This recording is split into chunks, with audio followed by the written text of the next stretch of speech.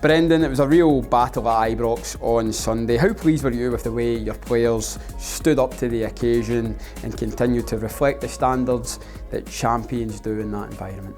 Yeah, well listen, it doesn't matter how many points you are ahead or what your season has been like. A Celtic Rangers game is always a difficult one, and obviously when you travel across the city to Ibrox, it's difficult. I think it was absolutely brilliant to have the supporters back.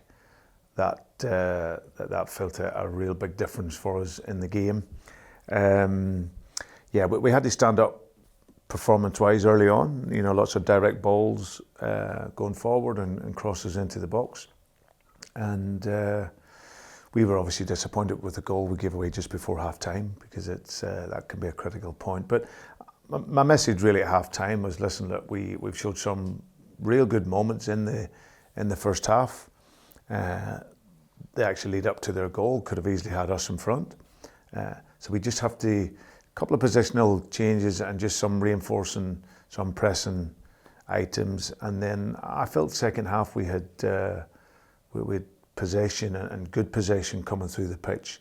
Our only not criticism, but maybe where we could have been better was just a little bit better in the final third of the pitch. That would have allowed us to progress the game right the way through the pitch like we had done, and we could have had then more opportunities to score. But overall, listen, it was probably deserving the point each.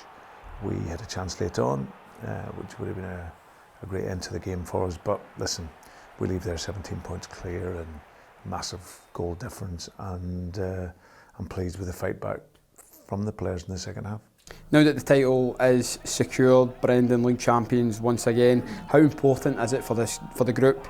And I'm sure that they won't not to drift in the final matches, especially with the Scottish Cup final coming up at the end of the month.